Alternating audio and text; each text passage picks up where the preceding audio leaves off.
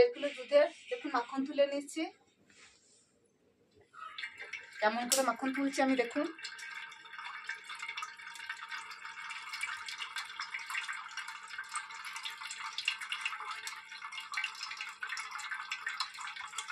দুধ যদি গায়ে দেওয়ার পরে যদি ফ্রিজে রেখে দেওয়া হয় তো মাখন ওটা খুব ভালো। এরকম ভাবে আস্তে আস্তে দুধটা হাত দিয়েছে আস্তে আস্তে পড়ছে দেখুন। এই মাখনটা গতকাল তুলেছি 1.5 কিলো দুধ থেকে, আর আজকে এটা 1.5 কিলো দুধ।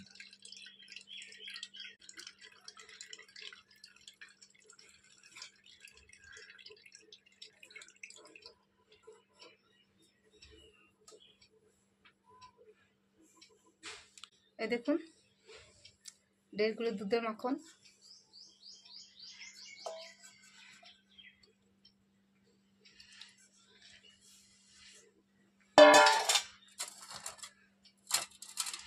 এবার এই মাখনটাতে ঘি হবে। এটা থেকে নমস্কার বন্ধুরা, আজকে নিউ ব্লগে আপনাদের সকলকে সুস্বাগত।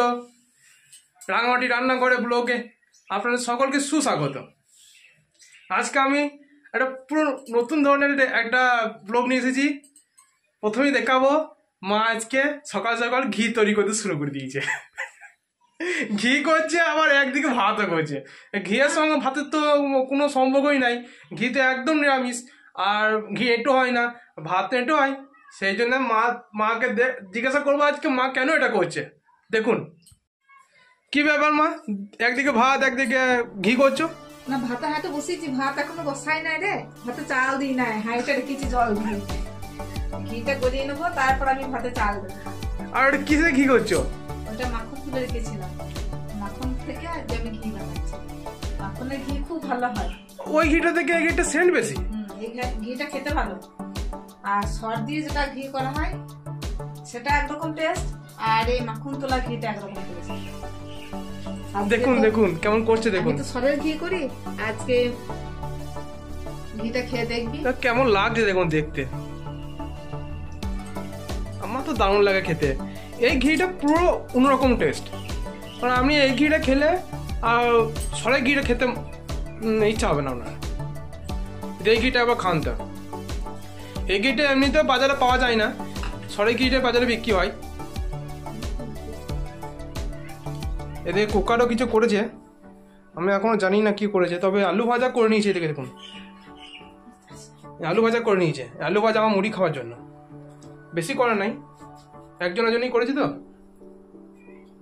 আর এইদিকে কোন কলাটি কি করবে? কুকারে ডাল হবে, ডালের কলাই রেডি করে। এই কলাই ডাল হবে না, এই কলাটা আমি বড়ি দেবো। বড়ি দেবে? তাহলে আপনারা আজকে বড়ি দেওয়া দেখতে পাবেন।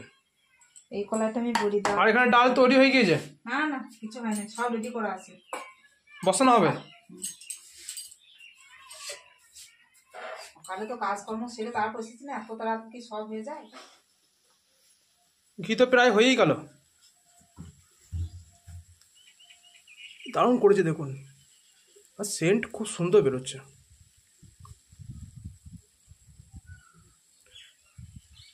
ওর টাটকা ঘি, সেন্ট মোহ মোহ করছে। ঘিটা একদম তৈরি হয়ে গেছে, এবার গ্যাসটা বন্ধ করে দিই, ঘিটা ঢেলে নেবো।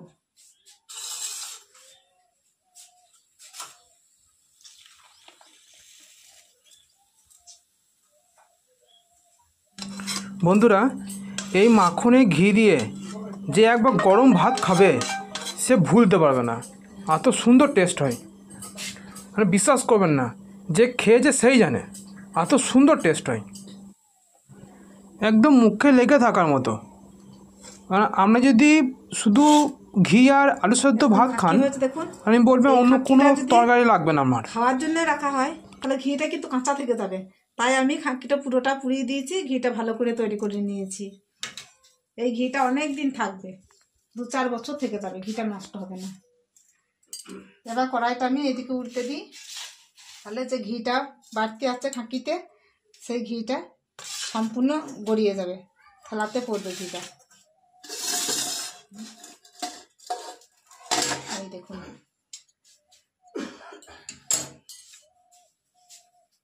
একদম খাঁটি গরম গরম ঘি আর গরম গরম ভাত, আবার চাই কি সঙ্গে একটু আলু সেদ্ধ, আর কিছুই দরকার নেই। এই থালাটার উপরে রেখে দিলাম, ঠান্ডা হলেও ছেঁকে নিয়ে এই দেখুন আমি বয়ামে ভরে নেব। এটা ঘিয়ের বয়াম, এটাতেই রাখি। ঘিয়ের কালারটা দেখুন কত সুন্দর। এই ঘি 2-4 বছর থেকে যাবে, নষ্ট হবে না, গন্ধ হবে না, এত সুন্দর দানা দানা হয়ে যাবে ঘি। এবার ভাত বসিয়ে দিই, গ্যাসটা জ্বেলে দিলাম, এদিকে ডালটা বসিয়ে দেবো, পোকাটা বসিয়ে দিলাম। এবার কলাইয়ের বড়ি দেবো আমি, অল্প একটুখানি কলাই ভিজিয়েছি, 3 দিন ধরে বৃষ্টি হচ্ছে। মিক্সিতে প্লেন হলো না, মিক্সিতে ছোট বাটিটায় আমার খুব ভালো কাজ হয় না, তাই আমি এটাকে আবার শিলে বেটে নেবো। আর মিক্সিতে কলাই বাড়লে নরম হয়, শিলে বাড়লে শক্ত হবে, বড়ি ভালো হবে দিতে।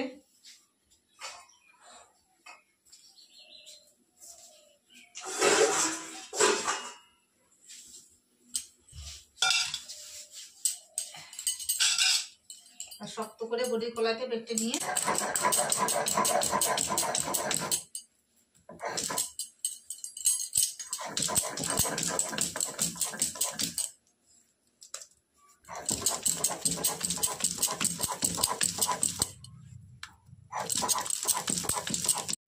মায়ের ঘি বানানো হয়ে গেছে, তারপরে খাকিটা বেঁচেছিল, খাকিটা আমি খাচ্ছি। ওই দেখা খাকিটা দেখা, দেখুন কেমন হয়েছে দেখুন।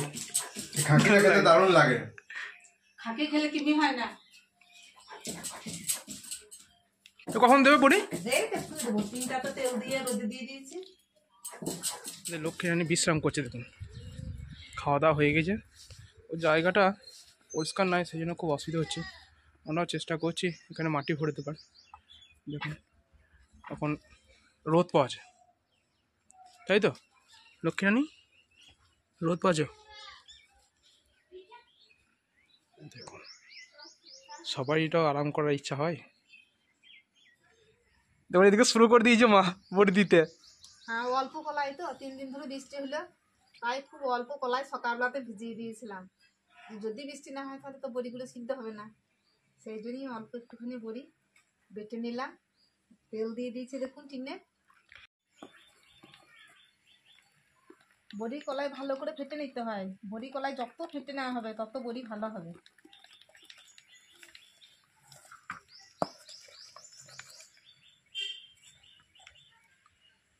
বড়ি কলাইটা যখন দেখবো যে জলে ভাসছে, তখন জানবো যে হ্যাঁ ফেটে নেওয়া হয়েছে ভালো।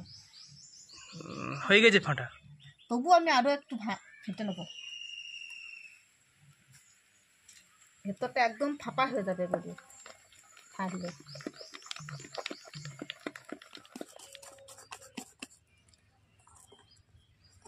কলাইটা ভালো করে ফেটে নিয়েছি।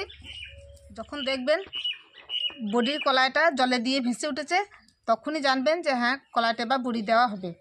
এবার আমি বড়ি দিতে শুরু করি।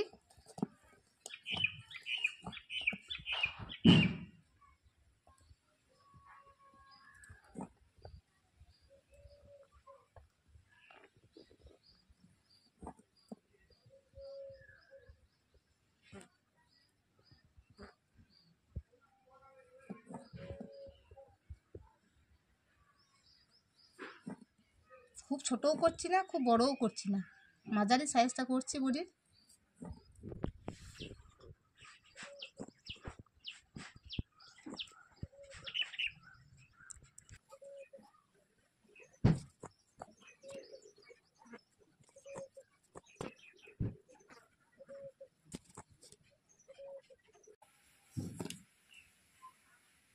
লঙ্কার সঙ্গে বড়ির কোনো সম্পর্ক আছে নাকি? হ্যাঁ, মা ঠাকুমা তখন বড়ি দিতে, তখন টিনে লঙ্কা দিয়ে দিত যে বড়ি সিদ্ধ হবে না নজর লাগলে। সে ঠাকুমার কাছে শুনেছি, শিখেছি, তাই যে বড়ি দিলে পারে লঙ্কা দিতে হয়, তাহলে নজর লাগবে না, আর নজর লেগে গেলে নাকি বড়ি সিদ্ধ হয় না। ওই চলছে ঠাকুমা দিদিমাদের শিক্ষা। পুরনো মানুষের অনেক কিছু কথা আছে যেগুলো সত্যি, তুলনামূলকভাবে সেগুলোই ঠিক হয়। তাই যখনই বড়ি দিই তখনই আমি লঙ্কা দিয়ে দিই।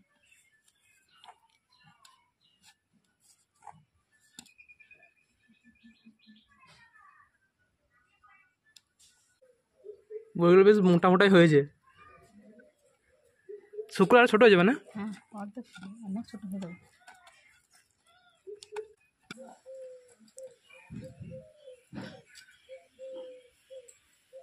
এই বড়িটা দিলাম মাঝারি সাইজ করে। এবার বড়ি দেবো আমি বড় বড় করে মশলা বড়ি। সেই বড়ি দিয়ে হবে গ্রীষ্মের দিনে পাতলা ঝোল বা রসা এসব খাওয়ার জন্য।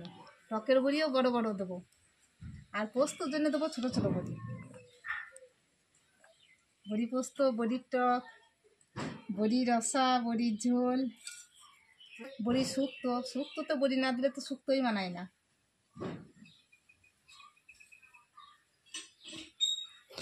বাজার থেকে কেনার দরকার নাই।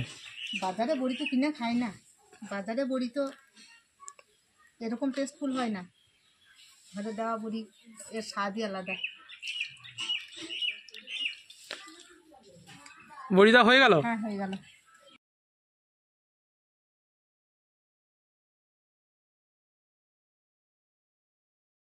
মা টিনে তুলতে পারো তো? না, টিনে তুলবো না, কারণ একটা বানরে খুব জ্বালাইছে, এত জ্বালাতন করছে। এটাই এখন দিলাম, তাই এখন কি হবে তার ঠিক নেই। একটা বানর কোথা থেকে এসে হাজির হয়েছে, প্রচণ্ড উপদ্রব করছে, এত জ্বালাতন করছে বাড়িতে, ওই জন্যই নিচেতেই থাক। কতক্ষণ টাইম লাগবে? 2 দিন লাগবে, একদিনে বইটা শুকায় না। 2 দিনে ভালোভাবে ওইটা শুকিয়ে যাবে, তারপর খাওয়া হবে। একদিন আগে বইটা কিনে থেকে উঠে যাবে ঠিক কথাই, কিন্তু ভেতরে কাঁচা হয়ে থাকবে। আর দিলাম তো অনেকটা বেলা হয়ে গেছে, তাহলে 2 দিন টাইম লাগবে। একটা 2 দিন টাইম লাগবে। এক টিন বড়ি তৈরি করতে 2 দিন টাইম লাগবে। 1 দিন 5 দিন যাই দে, 2 দিন 5 কিলো বড়ি যাই দে, 2 দিন হলে তবেই ভালো শুকাবে। এরকম রোদ হতে হবে। হ্যাঁ, এরকম রোদ হতে হবে, রোদ দিয়ে খুব জোর। বন্ধুরা, আপনারা সবটাই শুনলেন আমার মা কীভাবে বড়ি দিচ্ছে আর কতক্ষণ টাইম লাগবে বড়ি শুকাতে, সবই শুনলেন। এই ভিডিওটা আপনার যদি পছন্দ হয়ে থাকে, ভালো লাগে থাকে, অবশ্যই লাইক, শেয়ার ও সাবস্ক্রাইব করে দিন। প্রচুর পরিমাণে শেয়ার করবেন যাতে অনেক মানুষের কাছে ভিডিওটা পৌঁছাতে পারে। ধন্যবাদ। আবার পরের ব্লগে আপনার সঙ্গে দেখা হচ্ছে। মা যে বড়ি দিয়েছিল সেই বড়ি আজকে শুকিয়ে গিয়েছে। মা আজকে সেই বড়ি রোদে দিয়েছে, আমি দেখলাম। এবার আপনাদের দেখাবো বড়িটা কেমন আছে। বড়ি শুকিয়ে গিয়েছে। হ্যাঁ, গতকাল বড়ি দিয়েছিলাম, বললাম 2 দিন লাগবে বড়ি শুকাইতে। বড়ি সব শুকিয়ে গিয়েছে, একদম জমজমে শুকনো। দারুণ হয়েছে তো। হ্যাঁ, বড়িটা 2 দিন লাগে শুকাইতে। এবার খাওয়ার জন্য উপযুক্ত। হ্যাঁ, খাওয়ার উপযুক্ত হয়ে গিয়েছে। কেনা বড়ির স্বাদ একরকম, আর বাড়িতে হাতে দেওয়া বড়ির স্বাদ একরকম। বাড়িতে হাতে দেওয়া বড়ির স্বাদটাই খেতে ভালো লাগে। এবার আমি বড়িগুলো সব শুকিয়ে গেছে, এবার রান্না করবো।